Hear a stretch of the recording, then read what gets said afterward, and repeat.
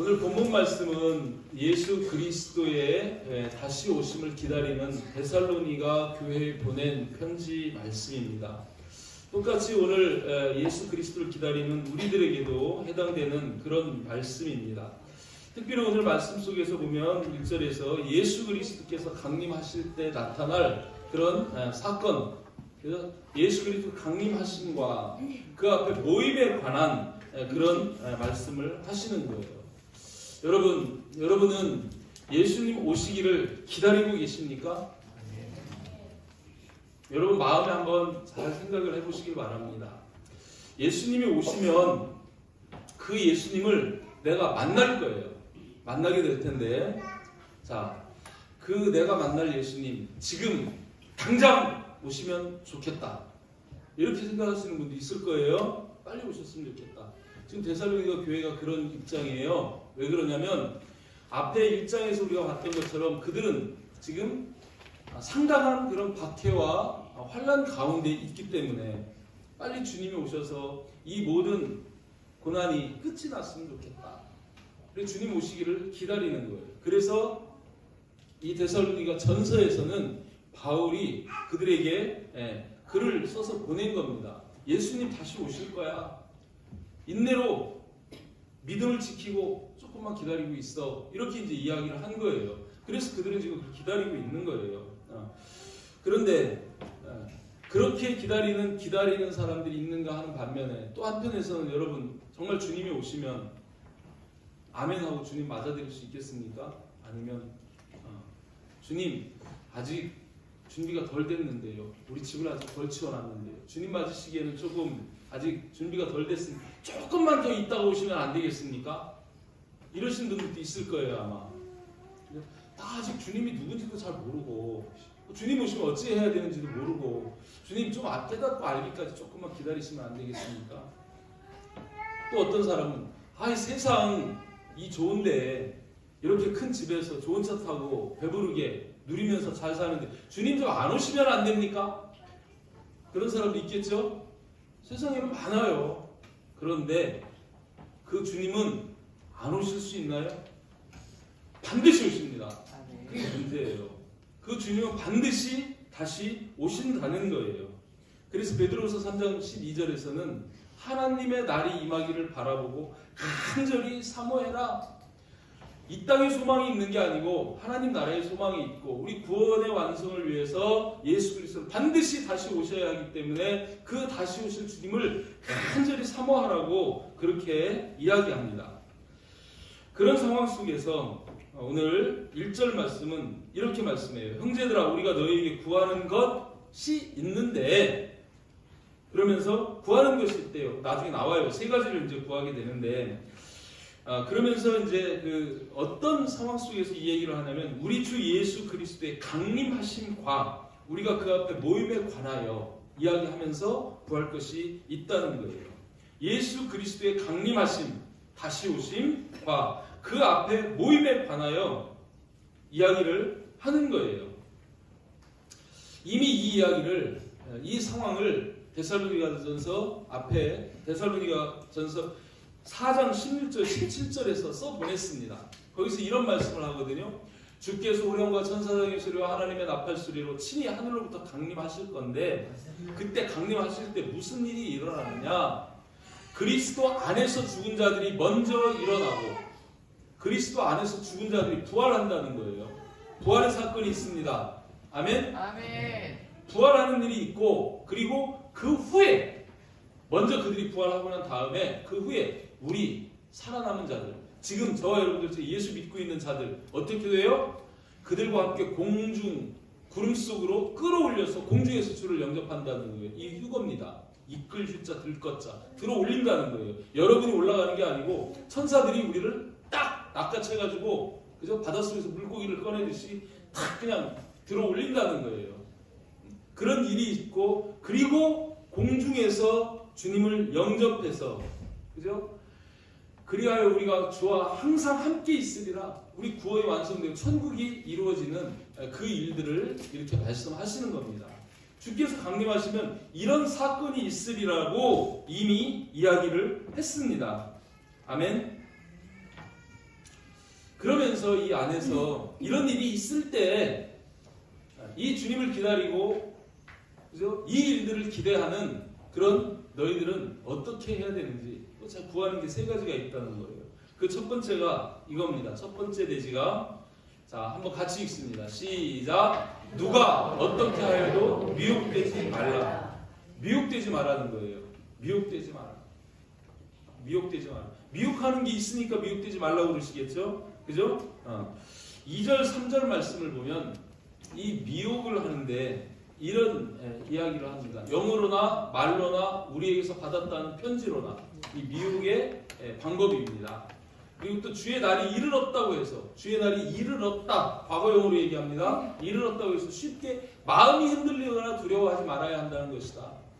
미혹되면 어떻게 되냐면요 마음이 흔들려요. 그리고 두려워하게 돼요. 지금 데살로니가 교인들의 상황이 그래요. 이들에게 지금 그런 소문이 들렸어요. 주께서 이미 이르렀다. 주의 날이 임했다. 라고 이야기를 해요. 그 이야기를 들은 데살로니가 교인들이 지금 마음이 심히 막 요동하고 있는 거예요. 그리고 또 한편으로는 두려운 거예요. 왜 그럴까요? 앞에서 데살로니가 4장 16절 17절에서 이야기했잖아요. 예수 그리스도의 강림하시면 무슨 일이 일어납니까? 죽은 자들이 다시 살아나요. 그리스도 안에서 죽은 자들이 부활해요. 아멘? 아멘. 예수님이 십자가에서 죽으시고 부활하신 사건을 실제 보여준 그게 첫 열매예요. 아멘. 우리도 그렇게 부활이 된다는 겁니다. 아멘. 아멘? 아멘. 그걸 얘기했는데 예수님이 오시고 예수님이 강림하셨는데 주의 날이 임했다고 그러는데 우리 교회 다니다가 죽은 선배들이 부활하는 게 안 보여요. 그때가 되면 우리도 들림받아서 공중에서 주를 영접한다고 분명히 얘기했는데 그래서 그걸 기대하고 있는데 우리 중에 아무도 들림받는 사람이 없어요. 그러니 이들 마음이 어떻겠습니까? 뭐가 잘못됐다. 내가 예수를 잘못 믿었나? 주 안에 있지를 못했나? 그래서 부활이 안 되는 건가? 주님이 이미 오셨다. 다른 데서는 주님이 임했다고 얘기하는데 왜 우리에게는 들림받는 일이 없지? 그러면서 내 믿음이 잘못됐나 봐. 막 불안하고 두렵고 나는 구원 못 받는 건가? 이런 마음이 든다는 거예요. 주님이 분명 그렇게 말씀했는데 그 일이 안 일어나니까. 그러니까 주님이 임했다고 그 주의 날이 이르렀다고 해도 두려워하거나 쉽게 마음이 흔들리면 안 된다는 거예요. 아멘. 이런 말을 하는 이유가 있습니다. 자, 지금도 이 땅 가운데는 수많은 이단들이 거짓 선지자들이 저와 여러분들 미혹하고 있어요. 지금도 그런 일들이 일어나고 있습니다. 그들이 뭘로요? 영으로, 영적인 것으로. 신천지 같은 데서 그 이만 모시기는 그러잖아요. 내가 환상을 보았다. 주로부터 계시를 받았다. 이런 계시를 얘기하고 환상을 이야기하면 사람들을 미혹하는 겁니다. 그리고 내가 직접 그리스도라고 얘기 안 하지만 목자다. 예수 그리스도가 선한 목자인 것처럼 내가 목자로 왔다. 이렇게 이야기하면서 미혹한 이게 영적인 그런 미혹입니다. 두 번째는 말로 그런다는 거예요. 지금 이 시대도 여러분 말로 미혹하는 게 얼마나 많습니까? 여기서 말이라고 그러는 것은 말씀 선포하는 것, 설교하는 것 이런 걸 얘기하는 거예요. 그러니까 거짓 목사들 있어요. 거짓 선지자들처럼 있어요. 그들이 설교를 말씀을 전할 때 가감없이 하나님의 말씀을 증거해야 되는데 거기다 더하거나 빼는 거예요. 그래가지고 사람들을 속이는 거예요. 지금 여러분들 우리 유튜브 상에 떠드는 수많은 설교들이 있습니다. 어쩔 때 제가 보면은요 기가 막혀요. 그런 것들을 보면서 많은 사람들이 그런 것들을 통해 가지고 미혹 당하는 거예요. 여러분 그런 것들에 대해서 여러분 분별력이 있어야 합니다. 그 분별력을 가지려고 그러면 여러분이 말씀에 정통해야 되는 거예요. 아멘. 모든 판단의 기준은 하나님의 말씀입니다. 아멘. 그 말씀을 여러분들이 분명하고 바르게 잘 알 때 그런 것들을 보면서 이거는 틀렸어, 이거는 아니야 분별할 수 있는 힘이 생기는데 말씀을 비슷하고 어렴풋하게 알면 딱 하와되는 거예요. 딱 들어보니까 보암직해요, 먹음직해요, 탐스럽기도 해요. 믿는 거예요. 그렇게 되는 겁니다. 여러분 시대가 점점 미혹이 심해지는 이런 시대일수록 여러분 성경 말씀을 좀 보시길 바랍니다. 아멘. 말씀 보셔야 돼요. 말씀 보시고 여러분들 공부하셔야 되는 거예요. 네. 그래서 내가 그 말씀을 기준으로 한 분별력을 갖지 못하면 판단은 여러분 판단을 하라는 게 아니고 분별을 하라는 거예요. 네. 분별력이 있어야 돼요. 옳고 그름을 분명히 분별할 수 있는 그런 지식이 있어야 돼요. 안 그러면 마지막 때 거의 대부분이 미혹되게 되어져 있습니다. 장담하건대 거의 대부분이 미혹되어지게 되어 있다는 거예요. 또 세 번째는 우리에게 받았다는 편지로 미혹을 한다는 거예요. 성경을 잘못 해석하는 그걸 말씀하는 거예요. 바울의 서신서 지금 데살로니가 교회가 지금 그렇게 된 거예요. 데살로니가 전서를 보냈는데 이 데살로니가 전서의 말씀을 곡해하고 오해하는 거예요. 그러다 보니까 지금 혼란이 생긴 거예요. 그러니까 빨리 재빠르게 지금 보낸 지 얼마 되지도 않아가지고 데살로니가서 딱 보내서 바울이 지금 그거를 정리를 합니다. 그런데 결론은 뭐냐면 어떻게 하여도 미혹되지 말라. 어떻게 하여도 미혹되지 말라. 그 미혹되지 않아야 하는 기준이 있기 때문에 그 뒤에 이제 설명을 합니다. 왜 미혹되지 말라고 그러는지 이런 영으로나 누가 영으로나 말로나 편지로나 너희를 미혹해도 이런 일이 일어나기 전에는 절대로 주님 안 와. 그러니까 이런 일이 일어나는 것을 보고 미혹되지 마라. 이렇게 지금 여기에서 얘기하고 있는 겁니다. 이 미혹되지 마라는 거는 마태복음 24장에서 4절 5절 말씀 보면 예수님께 제자들이 물었을 때 세상 끝에는 무슨 징조가 있으리까 물었을 때 예수님 첫 번째로 하신 말씀이 이 말씀이에요. 예수께서 대답하시되 너희가 사람의 미혹을 받지 않도록 주의해라. 이거 심각한 거예요. 마지막 때는 이 미혹이 극성스럽게 막 저기 하니까 지금 대한민국 기독교에 통계로 보면 그렇게 나와. 2023년도입니다. 2023년 기준으로 지금 2단 비율이 8.2%에 2단에 빠진 사람들이 59만 명으로 나와요. 그렇게 많습니다. 지금 그 사람들이 미혹돼서 지금 거기 가 있는 거예요. 그런데 나중에 미혹은 이런 거하고 게임이 안 돼요.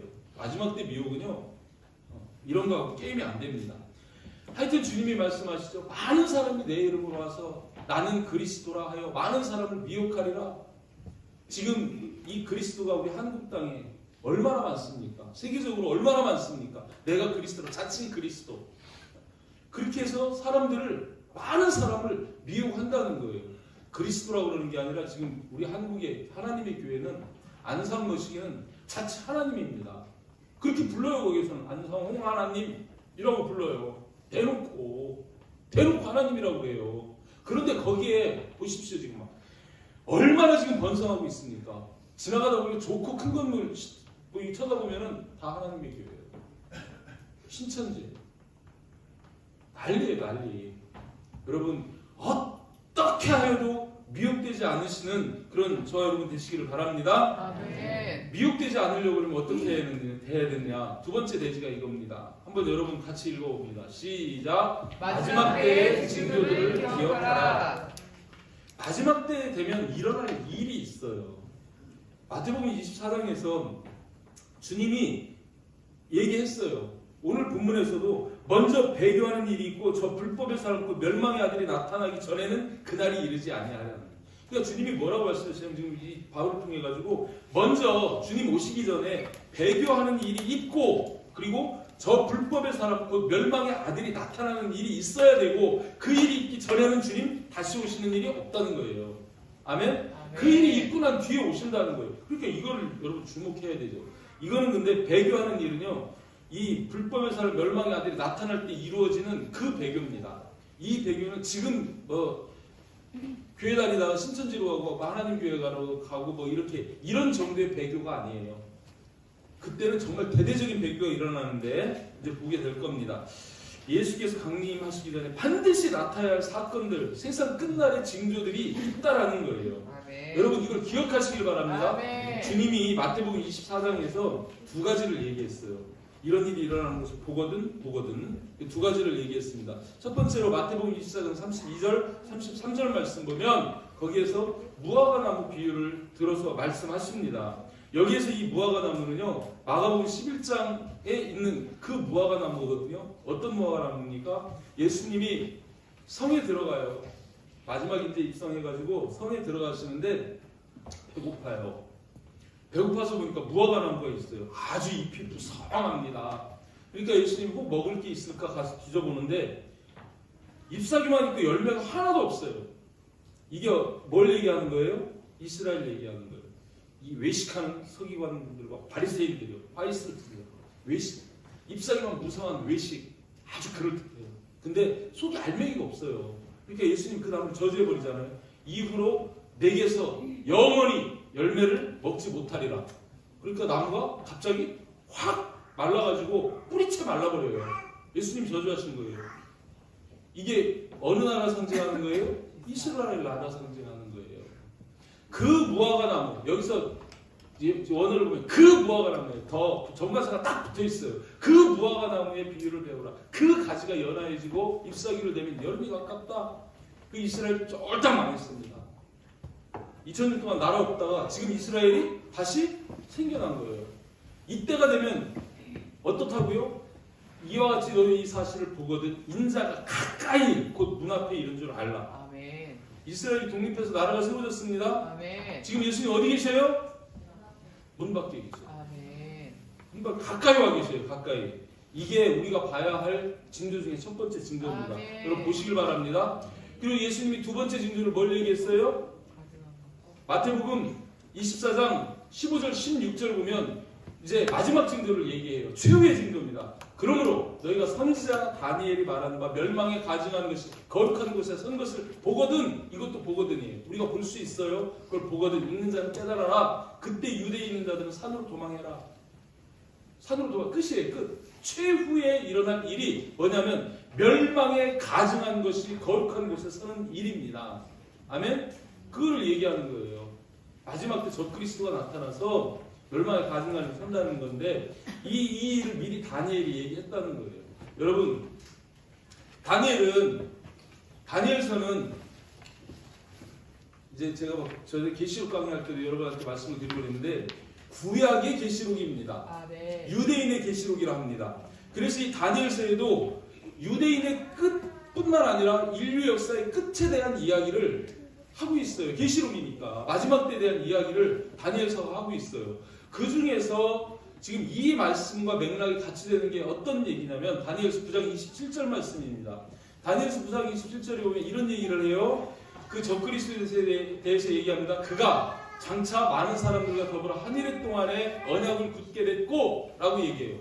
하나님이 우리에게 구원의 언약을 맺는 것처럼 이 적그리스도도 언약을 맺는다는 거예요. 한 일회 동안 7년의 언약입니다. 7년 맺고 그가 그 일의 절반을 7년의 절반이면 3년 반이에요. 3년 반이면 42달입니다. 성경에서 42달 1260일 계속 나와요. 마지막 때 그 42달 그 후반기 42달 동안에 뭘 금지해요? 제사와 예물을 금지한다는 거예요. 이 제사와 예물은 이 지금 성경이 기록되어 있는 우리가 하나님 앞에 예배하는 것을 금지시킨다는 거예요. 못하게 한다는 거예요.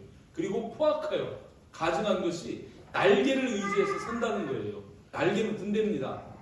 군대의 힘을 의지해가지고 지금 쿠데타 일으키듯이 아니면 계엄령 선포하듯이 군대의 힘을 의지해가지고 이게 선다는 거예요. 그리고 또 이미 정한 종말까지 진노가 황폐하게 하는 자, 이자거든요. 가증한 것, 그죠? 이 자를 향해서 진노가 쏟아지면 끝난다는 거예요. 종말까지라고 말씀하니까 끝에 가서는 그런 일들이 이뤄진다는 사실을 다니엘서에서도 미리 말씀했어요. 그리고 예수님은 마지막 때 징조를 묻는 제자들에게 이 말씀을 마태복음 24장 15절 16절에서 똑같이 얘기한 거예요. 다니엘이 말하고 연결을 이렇게 시켜주시는 거예요. 그죠? 그렇게 말씀하시는 겁니다.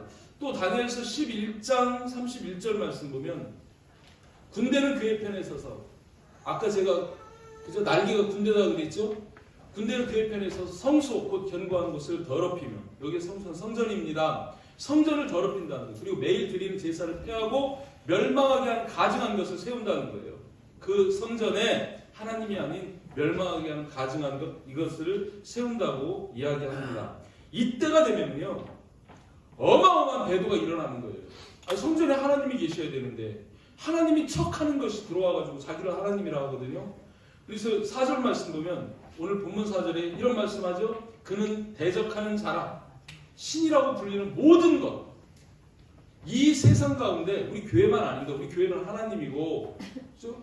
절에 가면 부처예요. 그죠? 이슬람 믿는 게 따로 있고 무당도 믿는 신이 있어요. 무엇이 됐든 간에 모든 신이라고 불리는 그 모든 것과 숭배함을 받는 것에 대항하여, 그걸 다 취소시키는 거예요. 못 믿게 하는 거예요. 대항하여 그 위에 자기를 높이고 하나님의 성전에 앉아 자기를 하나님이라고 내세우느니라. 지금 종교 통합이 이루어지는 게 지금 시작입니다. 다 종교 묶이잖아요. WCC 뭐 이런 걸 통해 가지고 무당도 오고 원불교도 오고. 진짜 우리는 오직 예수입니다. 오직 예수. 근데 그들은 지금 전부 다 짬뽕해가지고 이 종교 다원주의. 절에 가도 구원이 있고 가톨릭에도 구원이 있고 뭐 무당에게도 구원이 있고 다 구원이 있다는 거예요. 그래서 다 묶는 거예요. 이게 무슨 징조예요? 그 위에 이 하나님이 아닌 세계를 통치하는 그 멸망에 가증한 것이 세워지는 전조 증상이다. 이렇게 우리가 볼 수 있는 것이죠. 그렇게 되면은요, 하나님의 성전에 앉아서 자기를 하나님이라고 내세운다는 거예요. 이 우상은 국지적으로 대한민국에만 있는 일이 아닙니다. 이런 일들은 전 세계적으로 일어나는 일이에요. 온 세상에 일어나는 그런 세계적인 일로 나타난다는 것입니다. 그런데 그 일을 하나님이 지금 막고 있대요. 6절 7절 말씀이 그겁니다. 너희는 지금 그로 하여금 그의 때에 나타나게 하려 하여 막는 것이 있는 것을 아나니, 불법의 비밀이 이미 활동하였으나 지금도 이단들은 활동하고 있지만 지금은 그것을 막는 자가 있어 그 중에서 옮겨질 때까지 하리라 하면서 아직까지 적그리스도의 출현을 하나님이 막고 있다. 이렇게 얘기합니다. 여러분, 적그리스도도 하나님의 통제 아래에 있습니다. 사탄 마귀도 하나님의 주권 아래에 있습니다. 믿으시길 바랍니다. 하나님이 지금 다 조정하는 거예요. 우리는 그 하나님의 자녀들입니다. 아멘? 하나님께서 그래서 그런 상황 속에서 저와 여러분들이 살 수 있는 길을 성경을 통해서 말씀해 주시는 거예요. 그래서 지금 바울을 통해서 지금 권면하는 거 아닙니까? 어떤 상황에서도 미혹하지 마라. 그리고 두 번째 말씀하는 것이 마지막 때 이런 징조들을 제발 기억하라는 거예요. 이 징조를 기억을 하라는 거예요. 아멘? 아멘. 끝에는 오늘 본문 8절에서 그때의 불법한 자가 나타나요. 언제 나타나겠죠. 나타나지만 주 퀴리오스, 주 여호와께서, 주 예수께서 그 입의 기운으로 그를 죽이시고 강림하여 나타나심으로 패하리라. 이렇게 말씀합니다. 나타나도 누가 죽여요? 주께서 죽이신다는 거예요. 아멘? 아멘? 이 사실을 기억하시길 바랍니다. 주는 만왕의 왕이십니다. 아멘. 그분이 통제하시고 그분은 승리하십니다. 아멘. 그분이 마귀 같은 것에 당하실 분이 아니고 마귀를 그의 때에 나타나게 하시고 나타나면 또 그거를 죽이신다는 거예요. 아멘. 이 결론이에요. 결론은 그렇게 죽인다는 겁니다. 죽이는데 여러분, 우리처럼 숨 떨어져서 죽는 걸 죽음이라고 얘기할까요? 성경에서? 그게 아닙니다. 저와 여러분은 하나님이 창조하셨어요. 아멘? 아멘. 하나님은 영원하신 분입니다. 아멘. 그 영원하신 하나님의 생명의 DNA가 우리한테 있어요. 마귀한테도 있어요. 마귀도 하나님의 피조물입니다. 아멘? 아멘. 그래서 하나님이 창조하신 것은 영원합니다. 아멘. 저와 여러분도 영원합니다. 아멘. 우리가 육신의 죽음을 죽는다고 해서 끝! 이게 아니에요. 끝이 아니에요. 그래서 우리는 부활하고 주님을 만나서 영생을 얻고 천국에서 영원히 삽니다. 마귀도 영원히 삽니다. 어디에서 영원히 살까요? 지옥에서 영원히 사는 거예요. 그럼 죽인다는 것은 무슨 의미예요? 지옥으로 보내는 게 두 번째 죽음입니다. 아멘. 아멘? 아멘. 지옥으로 보내는 거예요. 이 말씀이 그 대적하는, 하나님을 대적하는 마귀, 예수를 대적하는 이 짐승, 적그리스도, 정말 저와 여러분 그리스도의 종을 대적하는 거짓 선지자, 짝이 이렇게 딱딱 맞아가죠? 그런데 이 악의 축을 이루는 이 무리들 중에서 하나님이 차례로 그들을 지옥으로 심판합니다. 계시록 19장 19절 20절 말씀 보면 거기에서 이렇게 나와요. 계시록 19장 19절 20절 말씀에 보면 또 내가 보면 그 짐승과 땅의 임금들, 짐승은 적그리스도입니다. 땅의 임금들과 그들의 군대들이 모여서, 아까 군대가 세운다 그랬죠? 그 말탄 자와 그 군대와 더불어 전쟁을 일으켜요. 그 말탄 자는 예수님입니다. 그의 군대는 천사들입니다. 그와 더불어 전쟁을 일으키는 거예요. 하늘에 전쟁이 일어납니다. 그 다음 말씀 보면 짐승이 잡혀요. 그 앞에서 표적을 행하던 거짓 선지자도 함께 잡힙니다. 잡혀가지고 이 둘이 어디로 던져져요? 산채로 유황 불붙는 못에 던져진다는 거예요. 유황 불붙는 못이 어디입니까? 지옥입니다. 이게 죽이는 거예요. 그쪽으로. 근데 거기 들어가서 산채로 들어가요. 그 유황 불 속에서 산채로 고통을 당해야 되는 거예요. 이게 지옥의 고통입니다. 근데 안 죽어요. 안 죽어요. 하나님이 영원하신 것처럼 영원히 거기서 살아야 되는 거예요. 이런 상황이 벌어지는 겁니다. 그죠? 그 다음에 바로 20장으로 넘어가면 20장 1절 3절에서 이런 말씀합니다. 또 내가 보면 천사가 무정의 열쇠 큰 쇠섯을 손에 가지고 하늘로부터 내려와서 용을 잡으니, 이 마귀를 부른 이름이 네 가지거든요. 용, 또 하나는 옛뱀, 또 하나는 마귀, 또 하나는 사탄이에요. 성경에서 이야기가 똑같은 거예요. 다 마귀를 얘기하는 겁니다. 이거를 잡아가지고 1000년 동안 결박을 한다는 거예요. 왜? 천년왕국이 있으니까. 3절 말씀 보면 그 1000년 동안 이 마귀를 지옥에 던져놓는 게 아니라 어디다 넣어요? 무저갱에다 넣는다는 거예요. 땅굴입니다. 바닥이 없는 갱도에다가, 그 깊은 갱도에다가 던져 넣어서 잠궈버리고 1000년이 찰 때까지 못 나오게 해요. 근데 1000년이 차면 잠깐 놓인다는 거예요. 놓여서 또 한 번 마지막 이제 또 전쟁이 있습니다. 근데 10절 말씀으로 넘어가 보면 거기에서 이렇게 말씀하죠. 그들을 미혹하는 마귀가 불과 유황 못에 던져지니, 잡혀가지고 결국 던져지는 거예요. 거기는 이미 앞에서 잡혔던 짐승과 거짓 선지자도 있어 거기에서 세세토록 밤낮 괴로움을 받으리라. 이렇게 해서 마귀는 마지막 이 지옥에 가서 끝나는 거예요. 그런데 예수 그리스도를 믿는 저와 여러분들은 천국 하나님 나라에 와서 살지만, 이 예수를 안 믿고 이 마귀를 따라서 살던 이 불신 사람들은 마귀를 따랐기 때문에 마귀를 따라서 같이 지옥에 줄줄이 엮여 들어가는 거예요. 호박이 넣구째 들어가듯이 같이 따라 들어가는 거예요. 아멘? 아멘. 저와 여러분들은 절대로 마귀를 따라서 지옥 갈 수 없습니다. 아멘. 반드시 우리는 천국에 가야 합니다. 아멘. 아멘? 아멘. 이런 일들을 이렇게 있을 거라고 말씀하시는 거예요. 마지막 세 번째가 아니라 이 불법의 사람 멸망의 아들이 나타나면 하는 일이 있어요. 그의 활동하는 모습이 있습니다. 오늘 본문 9절 이하 12절까지 말씀 보면 악한 자의 나타남은 사탄의 활동을 따라라고 얘기해요. 사탄의 활동을 따라라는 것은 사탄으로부터 권세를 위임받는 거예요. 사탄으로부터 능력을 위임받는 거예요. 그래가지고 어떤 일을 합니까? 모든 능력과 표적과 거짓 기적과 불의의 모든 속임으로 멸망하는 자들에게 있다는 거예요. 사람들을 멸망하게 한다는 그런 이야기죠. 여러분, 이 사탄 마귀의 특징이 뭐냐면 거짓과 속임입니다. 마귀는 거짓의 아비예요. 그죠? 그래서 거짓 기적 또 불의한 그 모든 속임으로 속여서 사람들을 멸망하게 하는 자가 이 사탄 마귀라는 거예요. 아멘? 잘 들으세요. 눈 크게 뜨고 여러분. 어디서 잘 못 들어요 여러분. 이런 설교 보통 교회에서 안 해요. 교회에서 회개하라는 설교도 안 해요 요새는. 계시록 강의하면은 이단 취급하는 게 지금 현재 교회의 세상입니다. 계시록을 모르고 주님 오시는 상황을 모르는데 어떻게 천국 갈 거예요? 어떻게 준비하고. 저는 합니다. 그래서 정말 중요한 거예요 여러분. 이 사실을 꼭 기억해야 돼. 이걸 기억 못하면 미혹당한다니까요. 그러니까 이 마지막 때 일어날 상황을 얘기를 하는데, 이 마귀가 능력, 표적, 거짓, 기적 정말 대단합니다. 막 그런 것들로 막 속인다는 거예요. 근데 그 속는 사람들은 왜 속아요? 예수를 믿지 않기 때문에 속아요. 아멘? 아멘. 12절에서 이는 그들이 진리의 사랑을 받지 아니하여 구원함을 받지 못한다. 진리의 사랑을 받지 않는다는 거예요.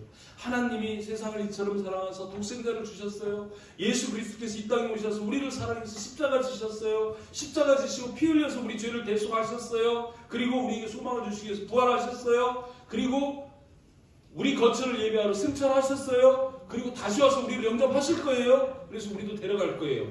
이 사실을, 그 하나님의 사랑을 우리가 받고 그 진리의 사랑을 믿고 그 믿음으로 살아 있어야 하는데 안 받는 거예요. 안 믿는 거예요. 그러면 어떻게 돼요? 구원함을 받지 못한다고 그렇게 말씀하는 겁니다. 마지막 때 이 미혹의 역사가 있는 거 왜 있을까요? 하나님이 이걸 왜 보내실까요? 우리 테스트하는 겁니다. 믿음이 진짜인지 가짜인지 하나님이 증거를 수집을 하는 거예요. 제가 쉽게 얘기하면 그렇습니다. 여러분, 누군가를 재판하고 심판하려고 그러면은 그 역사를 보내요. 그럼 믿음 있는 사람 끝까지 그 믿음을 지킬 거예요. 그래서 하나님이 심판할 때, 예수를 다시 오실 때 내놔봐, 내 믿음 여기 있습니다 하고 믿음을 보일 거예요. 그런데 그 믿음을 팔아버렸어요. 배신했어요. 예수가 아닌 신천지 따라가, 이만희 따라가고 안성희 따라가고 그렇게 따라갔어요. 예수 믿는 예수 이름이 내게 없어요. 그러면 어떻게 되는 거예요? 심판 받아야 되는 거예요. 하나님이 지금 미혹의 역사를 보내는 것은 그 믿음을 끝까지 지키느냐 지키지 않느냐, 이거를 결정 짓기 위해서, 증거를 지금 만들기 위해서 하나님이 보내셨다, 이렇게 이해하셔도 무리가 아닙니다. 그렇게 말씀하시는 거예요. 이러므로 하나님 미혹의 역사를 그들에게 보내셔서 거짓 것을 믿게 하시는 것, 하나님이 그들을 거짓 것 믿어라 이렇게 하는 게 아니고요. 로마서 1장 24절 1절은 일단 내버려 두는 거예요. 어떻게 하는지, 배도하는지 안 하는지 그렇게 보신다는 거예요. 결국 이런 사실들, 진리를 믿지 않고 불의를 좋아하는 모든 자들로 하여금 심판을 받게 하려고 그런 일들을 하신다, 이렇게 이제 말씀하는 겁니다. 그래서 저와 여러분들은 이런 징조들을 알면 미혹 안 당하겠죠? 아멘. 그죠? 그래서 지금 5절 말씀에 볼 때 바울이 이렇게 지금 이야기하는 겁니다. 내가 너희와 함께 있을 때, 데살로니가서 사역할 때, 그때 이 일을 너희에게 말하는 것을 기억하지 못하느냐? 이 일을 기억해라. 마지막 때 주님 오실 때 어떤 일이 일어날 건지 이야기했잖아. 뭐가 남은 비유도 얘기하고, 그저 멸망에 가증한 것이 거룩한 게 선 것을 그것도 이야기하고 다 얘기했잖아. 그런데 그걸 잊어버리니까 지금 너희들이 그런 일도 아직 일어나지도 않았는데 여기에 저기에서 예수 그리스도, 내가 예수 그리스도다, 예수 그리스도 강림하셨다, 이런 이야기 들으면서 흔들리는 것 아니냐. 제발 그 마지막 때 일어날 일들, 주님이 말씀하신 것을 기억 좀 해라. 기억 좀, 그것 좀 기억하고 마음에 요동하지 말고 불안해하지 말고 그 상황을 좀 봐라. 보거든 봐라 좀. 이렇게 이야기하는 겁니다. 여러분, 이 마지막 때의 상황을 기억하시기를 주님의 이름으로 축복합니다. 아멘. 마지막은 한 가지 이거예요. 세 번째 대신 이겁니다. 굳게 서서 말씀을 지키라는 거예요. 굳게 서서 말씀을 지켜라. 말씀 지키시기를 바랍니다. 아멘. 이런 모든 내용들이 딱 정리되어 있는 게 계시록 13장입니다. 계시록 13장을 보면은요, 쭉 이 이야기가 다 또 설명이 되어 있어요. 다 얘기해요. 눈으로 빨리 보시고, 제가 빨리 읽어볼게요. 내가 볼 바다에서 한 짐승이 나오는데 적그리스도입니다. 뿔이 10이요, 머리가 7이요, 그 뿔에는 10왕관이 있어요. 권세를 갖고 있는 거예요. 왕관이 10개씩이라 되니까 세상 권세를 다 가지고 있는 거예요. 내가 본 짐승은 표범과 비슷하고 그 발은 곰의 발 같고 그 입은 사자 같다는 거예요. 이 짐승의 모습이 곰, 표범, 곰, 사자처럼 막강한 힘을 갖고 있는 겁니다. 그런데 용이 자기의 능력과 보좌에 큰 권세를 그에게 주었다는 거예요. 사탄을 따라서 이루어지는 겁니다. 넘기시고, 그의 머리 하나가 사람이 죽게 된 것 같더니 그 죽게 된 산자가 나오면 온 땅이 놀랍게 여겨 짐승을 따르고, 다 죽은 것이 살아나니까 이제 사람들이 따르기 시작합니다. 용이 짐승에게 권세를 주므로 용에게 경배하며 짐승에게 경배하여 이르되 누가 이 짐승과 누가 능히 이와 더불어 싸우리요. 정말 막 거짓 기적 표적으로 막 그렇게 위대하게 보이게 되니까 이제 막 이렇게 인정하는 거예요. 다음, 또 짐승이 과장되고 신성모독을 말하는 입을 받고 또 42달 동안 일할 권세를 받으리라. 후반기에 아까 일의 절반에 그 후반기 42달 일하는 거예요. 짐승이 입을 벌려 하나님을 향하여 비방하되, 하나님을 비방합니다.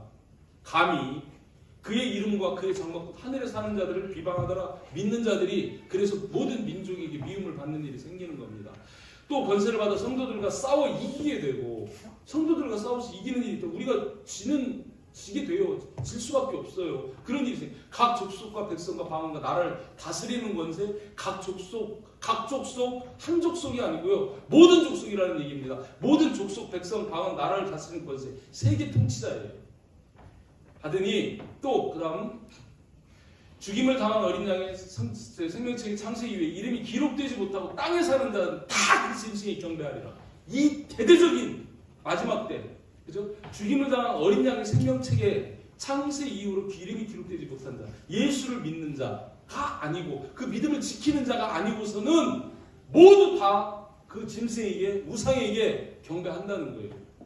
그러면서 말씀, 누구든지 귀가 있거든 들을지어다. 아멘. 귀가 있거든 들을지어다. 아멘. 아멘. 아멘. 그 다음 말씀 보면 이렇게 사로잡힐 자는 사로잡혀갈 것이 칼에 죽을 자는 마땅히 칼에 죽을 것이니 있는데 그런 일이 있을지라도 그 우상 앞에 절하지 말고 믿음을 지키고 차라리 육신의 생명을 마땅히 버리라는 거예요. 영혼의 구원을 위해서. 여러분이 지금 믿음 생활하는데 이 믿음 때문에 여러분이 죽음인의 상황이 여러분 앞에 다가온다 그러면 여러분 어떻게 하시겠습니까? 예수를 부인하면 살려준다. 예수를 인정하면 죽인다. 둘 중에 하나를 택해라 할 때 여러분 어떻게 하시겠냐고. 솔직히 어마어마한 인원들이 돌아섭니다.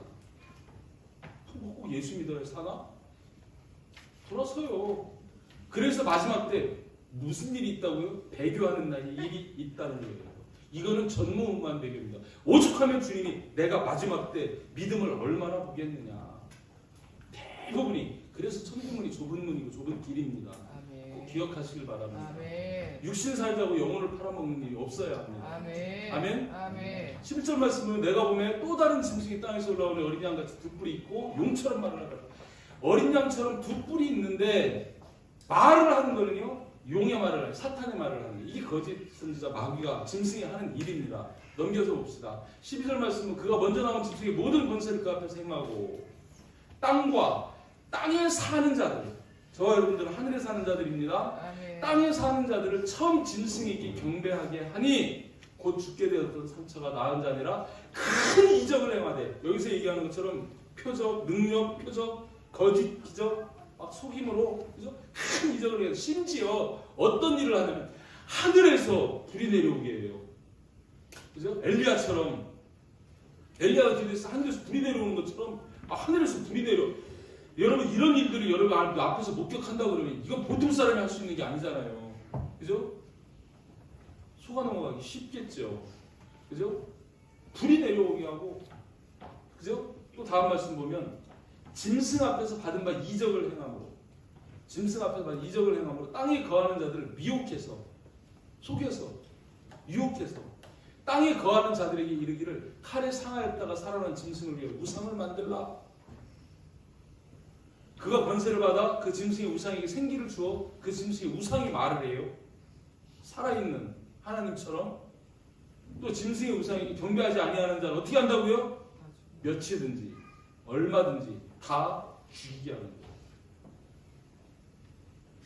이런 일이 우리에게 닥칠 수도 있다는 거예요. 그런 상황이 며칠든지 절하지 않으면 다 죽여요. 신사참배할 때처럼. 그죠? 그때는 뭐 버리라도 죽이기까지 했으니까. 근데 마지막 때는 며칠든지 우상에게 경배하지 않으면 다 죽인다는 거예요. 다 죽이게 한다는 거예요. 이 성경이 다니엘서에서, 마태복음에서 예수님이 직접 말씀하시고, 여기 데살로니가서 지금 또 얘기하고 있고, 계시록에서도 이 얘기를 또 얘기하고 있는데 이 말씀이 거짓입니까? 아니라는 거예요. 우리 믿음이 장난이 아니에요, 여러분. 과연 이 일이 겪기 전에 주님이 안 오시고 빨리 죽으면 오히려 좋을 것 같다. 나중에 부활만 하면 되니까. 근데 살아있을 때 주님이 오시면 이런데 그래도 주님 오시라 하시겠습니까? 또 진짜 오신다면 어떻게 하시겠습니까? 여러분 심각하게 생각해 봐야 되는 거예요. 진리이신 하나님이 성경이 일어날 일에 대해서 이걸 말씀하고 계시는 거예요. 그런데 이런 상황 속에서도 너희 믿음을 지키라는 거예요. 굳건하게 지키라는 거예요. 아멘. 마지막 말씀이 그겁니다. 어떤 상황 속에서도 미혹되지 말라. 마음 흔들리지 마라. 그리고 그 믿음을 지켜라. 이게 우리에게 권고하는 말씀인 겁니다. 여러분, 이 다음 말씀 보면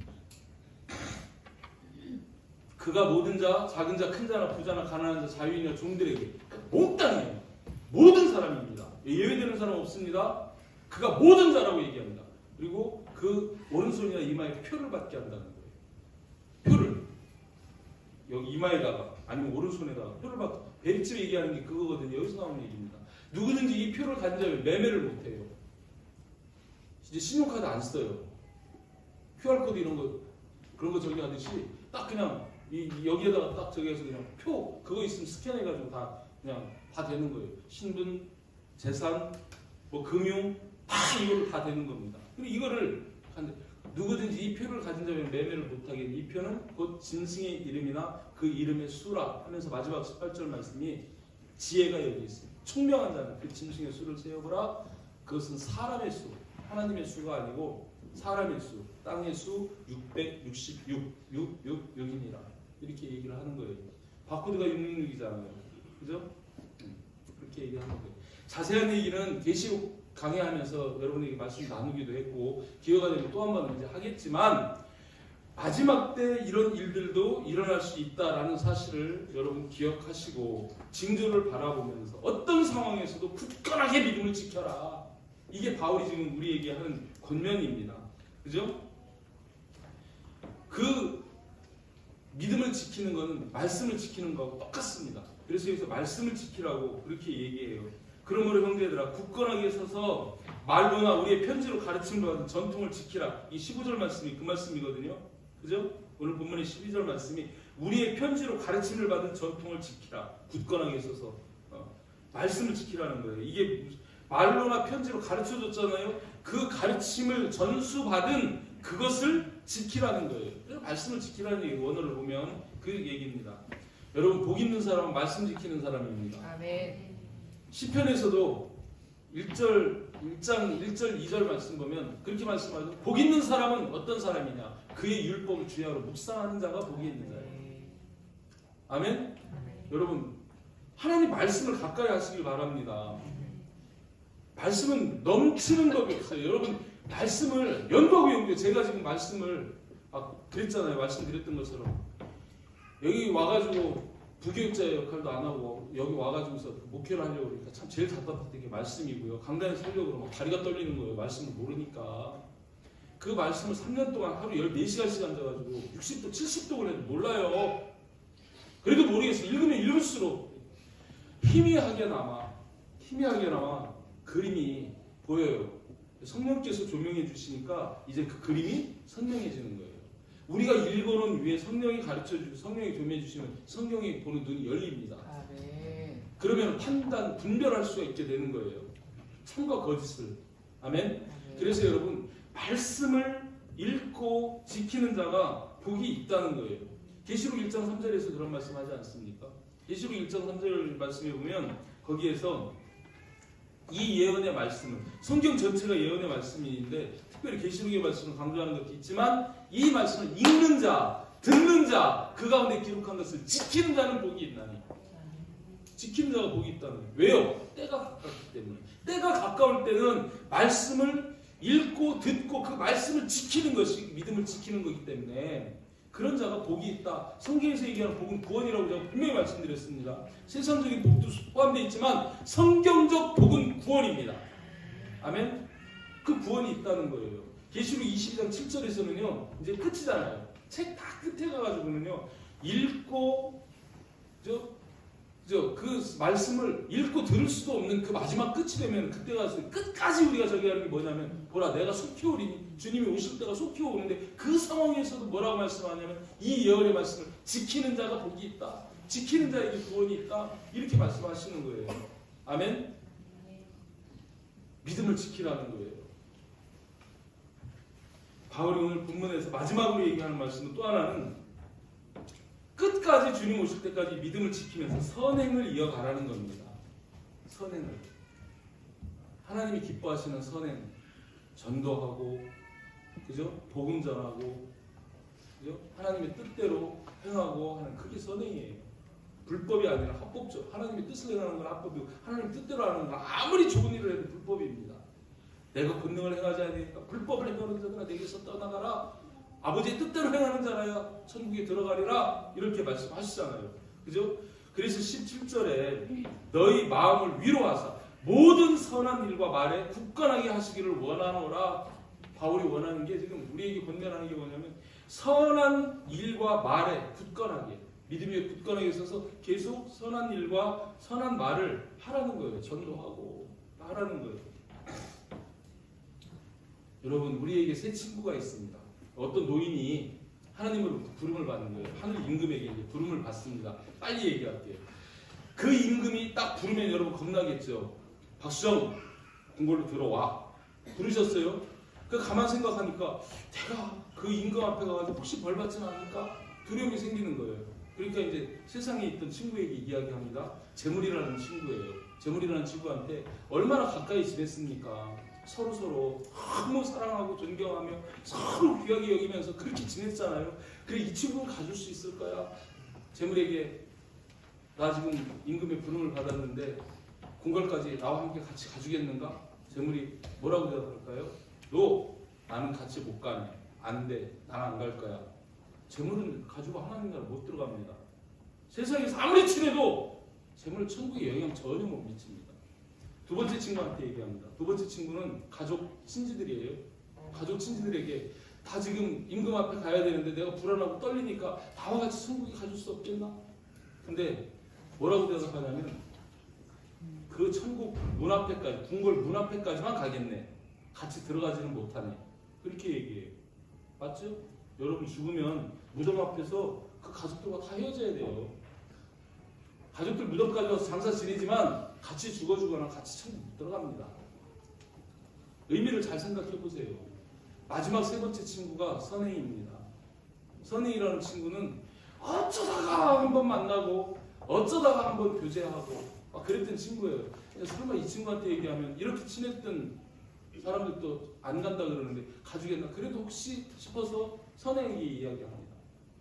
자네 나와 함께 궁궐에 들어가 주겠나?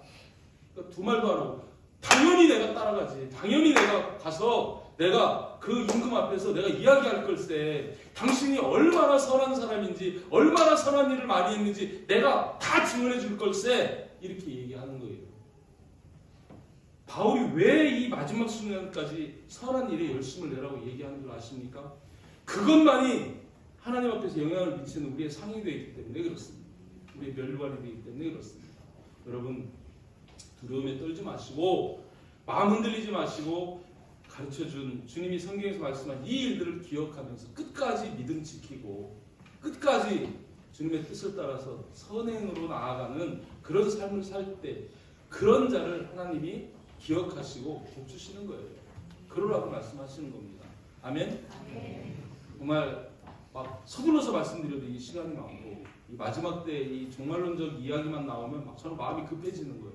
주님 언제 오실지 모르는데 우리 사랑하는 하나님 교회 모든 가족들이 정말 주님이 인정할 만한 믿음의 옷을 예수 그리스도로 옷 입고 신부단장이 되면 좋겠는데 막 그런 마음에서 제가 막 조급증이 일어나는 거예요. 여러분 한 사람도 예외 없이 한 사람도 낙오 없이 주님 오시는 날 그 주님 앞에 그 모임에 참여하는 부활을 해서 참여하든 들림을 받아 참여하든 다 구원을 얻는 그런 우리 가족들이 되기를 정말 담임 목사로서 간절히 바라고 소망하고 축복합니다.